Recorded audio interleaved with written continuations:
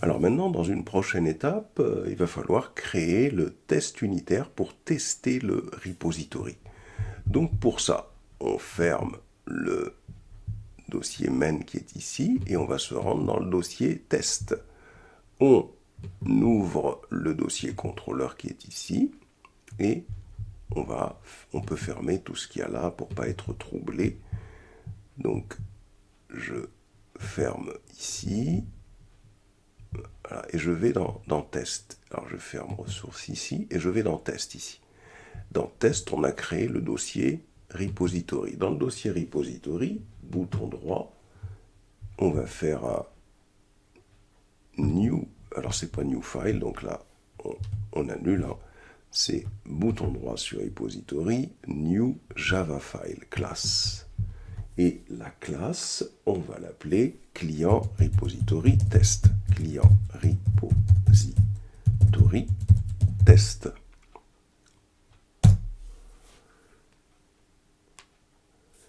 Voilà. Une fois qu'on a fait ça, hop, je viens ici. Et là, je vais d'abord définir une première annotation, @data_jpa_test. Cette annotation, c'est ça qui va me permettre de tester un repository. Donc, bouton droit dessus, quick fix ici et import data_jpa_test. J'appuie sur la touche entrée. Ce que je dois tester, c'est le client repository. Donc, il faut que je définisse un objet de type client repository. Private client repository. Client repository. Point virgule. Voilà. Donc, ici, vous voyez, donc je définis un objet de type client repository. Ensuite, une fois que j'ai fait ça, j'appuie sur la touche Entrée, je me positionne au-dessus de client repository et je vais utiliser l'injection de dépendance @auto_wired. Ça veut dire que le fait que je fasse ça, moi, ça me dispense de faire new client repository. On va avoir tout de suite cet objet de type client repository qui va être instancié dans le conteneur Spring et qui sera disponible. Je définis, j'ai besoin également de pouvoir travailler avec la classe client, private client, client, point virgule. Et donc là, je fais bouton droit sur client, quick fix, et je vais importer, alors attention, il ne faut pas se tromper, hein, import client, celui que j'ai créé, qui est dans le package cam.parcoauto.gestionclient.entity. Voilà, j'appuie sur la touche entrée. Une fois que j'ai fait ça, je vais définir une méthode qui va s'exécuter avant chaque test. C'est une méthode qui va me permettre d'instancier à chaque fois un client. Donc pour ça, cette méthode-là, je vais l'appeler void parce qu'elle ne me renvoie rien du tout. Setup. Setup, parenthèse ouvrante. J'ouvre une accolade et je vais commencer à utiliser cet objet client que j'ai défini plus haut. Donc client est égal à client en majuscule et je fais appel à la méthode builder qui a été injectée dans la classe client grâce à la notation Lombok que l'on a utilisée lors de la définition du client dans l'entity. J'appuie sur la touche entrée et là, alors c'est builder avec un petit b, attention. Hein. S'il y a un rouge, c'est qu'on s'est planté quelque part. Voilà, c'est parfait. Donc j'appuie sur la touche entrée et j'écris point. Et je vais tout simplement aller récupérer. Ah, attention, je me suis trompé ici. Point. Et là, donc, l'idée, c'est tout simplement de récupérer. Alors je recommence un point. Je vais aller récupérer le nom, parenthèse ouvrante, et je dois créer un utilisateur auquel je vais donner le nom Dupont. J'appuie sur la touche entrée, j'écris point, et cette fois-ci c'est le prénom. Et je vais créer un utilisateur auquel je vais donner le prénom Jean. J'appuie sur la touche Entrée, point, et cette fois-ci, ça va être tout simplement l'email. Hein. Alors, point. Ah, j'ai oublié, attention ici, il y a une erreur, hein, c'est Jean entre guillemets. V à la fin, point, et cette fois-ci, juste après le nom, il me faut l'email, hop, parenthèse ouvrante, entre guillemets, il faut bien se mettre dans les guillemets, et là on va appeler Jean.Dupont,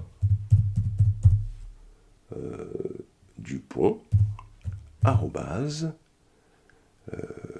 exemple.com par exemple, puisqu'on ne va pas utiliser l'email pour envoyer des emails, hein, donc on passe à la ligne, on écrit point, et ensuite ça va être téléphone, entre guillemets, on va avoir 01, par exemple 23 45 67 88. Ensuite, on passe à la ligne, on fait un point, adresse, parenthèse, entre guillemets, et là, on va par exemple avoir 123 rue principale. On passe à la ligne, on fait un point, on écrit build, parenthèse ouvrante, parenthèse fermante, et on met notre point-virgule. Voilà. Là, on utilise le builder, la méthode builder, qui va permettre de pouvoir créer des objets de type client. Ça, c'est parce que dans la classe entity, qui est que l'on définit plus haut, on avait défini une annotation, on avait utilisé les annotations Lombok. Ensuite, il faut se placer au-dessus du void setup pour bien indiquer que ça doit se créer avant chaque test, donc before each. On descend, j'appuie sur la touche Entrée, et je vais créer mon premier test. N'oubliez pas la notation déjà, before each, comme je l'ai fait au-dessus du setup. Et là, je vais créer le premier test. Alors le premier test, c'est void test. Je vais tester la création, par exemple, test create client. Donc je vais appeler cette méthode test create client. Et dans cette méthode, qu'est-ce que je vais faire? Je vais tester le fait que le client repository que j'ai créé me permet de créer des clients. Alors pour ça, comment je fais? Donc premièrement, j'écris client saved client. Ça veut dire que je définis un objet client qui s'appelle saved client, et dans cet objet client, quel va être l'objectif? L'objectif, c'est de récupérer le résultat de l'instruction client repository save client.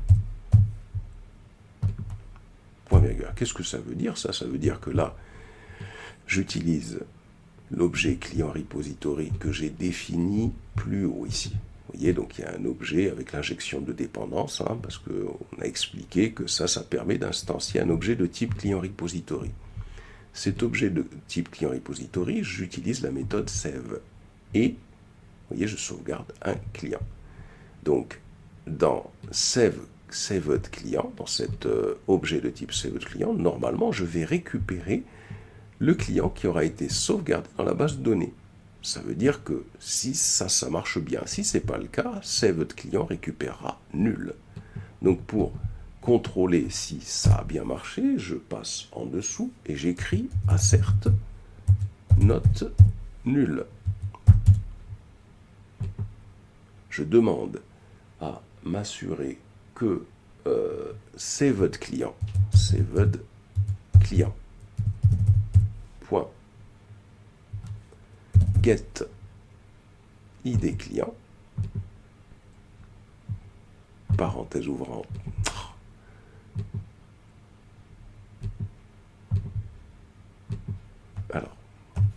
parenthèse ouvrante, parenthèse fermante, je demande à m'assurer que dans Saved client, on a bien l'idée du client qui n'est pas nulle, ce qui signifie donc qu'on a bien enregistré client dans la base de données.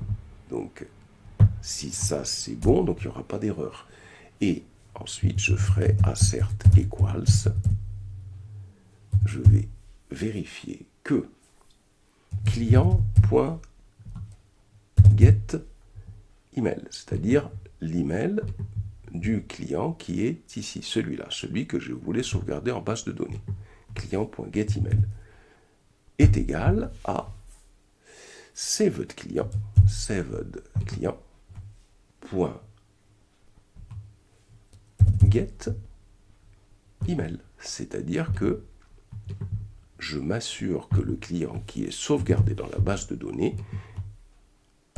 dans la base de données, c'est-à-dire celui-là, est bien égal au client que je voulais sauvegarder. Alors assert equal, il me dit qu'il y a du rouge ici, je me positionne dessus, quick fix, et puis, alors il me dit add static assertion assert equals. Alors, pourquoi il me demande de faire ça? Il faut voir la raison pour laquelle, normalement, je ne dois pas rajouter une assertion statique. Assert not nul, c'était bon, où est-ce qu'il me l'a mis? Voilà, assert not nul, si on cherche, voilà, assert not nul, il est en haut. Alors, voyons, on va jusqu'au bout là. Voilà, donc on fait quick fix, on fait add static, comme il demande, et à partir de là, il va tout simplement, normalement, la placer au-dessus. Voilà, donc on voit les assertions qui sont en haut. Voilà pour le premier test. C'est pas compliqué, ils vont tous être à la même image. Allez, on s'en fait un deuxième avec le test de la méthode fin de by email, par exemple. Alors ici, il ne faut pas oublier de mettre au-dessus de cette méthode @test, tout simplement. Voilà. Alors, une fois donc on a fait ça, il ne faut pas oublier ici le quick fix pour pouvoir importer la notation test. Voilà. Et on va faire un deuxième test, void. On va tester la méthode test find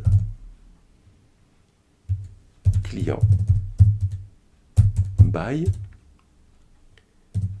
email, puisqu'on a défini une méthode comme celle-là. Pour ça, je mets une parenthèse ouvrante, parenthèse fermante. Tout de suite, on peut mettre @test ici.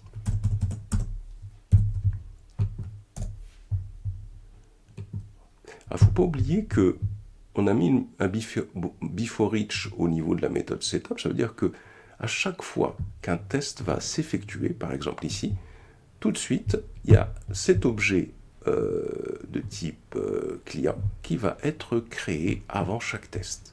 Donc c'est celui-là qu'on utilise à chaque fois ici. Donc là, c'est la même chose. Alors, première des choses, on va sauvegarder le client dans la base de données. Chaque test est indépendant. Donc c'est-à-dire que celui-là, ce test-là, parce qu'on aurait tendance à penser, ah ouais, mais j'ai déjà sauvegardé. Non, ce test-là est indépendant. Il faut tout refaire à chaque fois ici. Donc ici, je vais avoir client repository. Client repository point save, hop, et je tape client. Donc premièrement, pour tester la recherche par email, je sauvegarde d'abord un client dans la base de données.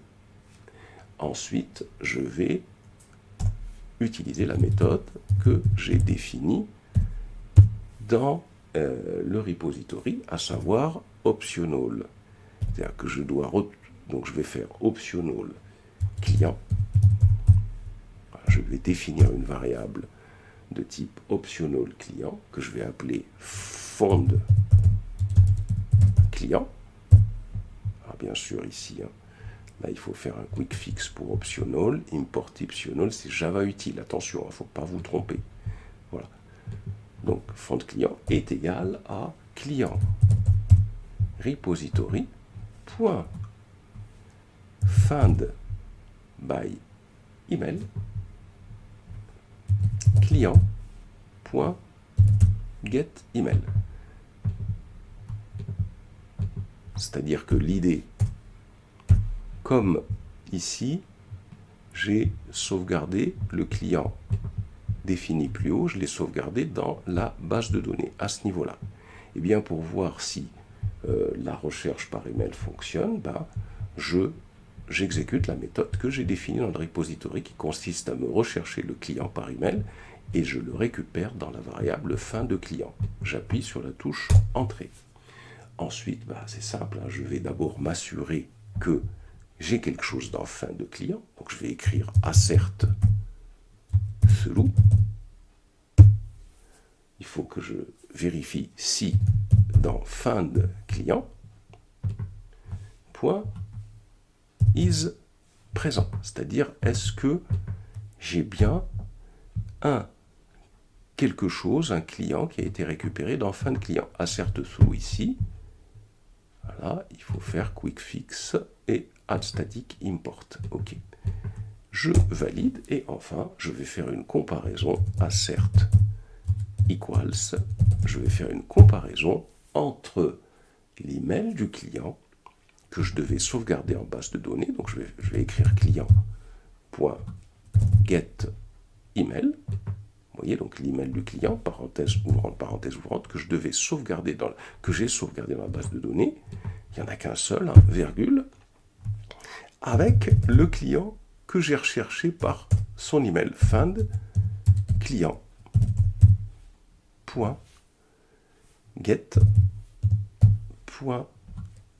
Get email.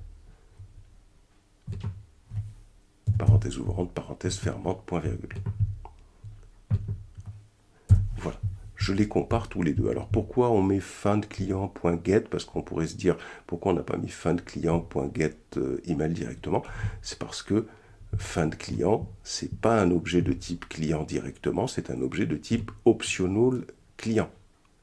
Et donc ce type d'objet-là, vous voyez, quand on tente de rechercher ici, là, d'ailleurs c'est très simple, il suffit de faire findclient. On voit qu'il nous propose get d'abord. C'est comme ça qu'on recherche. Et puis derrière, pour avoir l'email, c'est-à-dire get, première méthode get, ça permet d'avoir l'objet de type client. Vous voyez, findclient, c'est un objet de type optional client. Findclient.get, ça permet d'avoir l'objet de type client. Et donc, je fais .getEmail derrière, ensuite ici. Hop. Voilà. Et là, voilà, mon test est terminé, c'est-à-dire que normalement, si ça marche bien, eh bien, ça veut dire que j'aurai la méthode test find client by email qui aura été testée. Et là, il ne faut pas oublier de mettre parenthèse ouvrante, parenthèse fermante, parce qu'il me fait du rouge. On sauvegarde. Voilà, donc voilà une classe qui va permettre de tester le repository. On peut tester les autres méthodes, test update, test delete, suivant le même principe. On ne va pas toutes les faire ici. L'idée, c'est de comprendre déjà le principe. Et quand je veux tester ça, il suffit que je fasse ./mvnw test. Et je valide. Si le test passe à ce niveau-là, ça veut dire que ces deux méthodes de mon repository, test create client et test fin de client by email, sont fonctionnels. C'est parfait. Voilà pour cette partie concernant la création, la façon dont on teste un repository.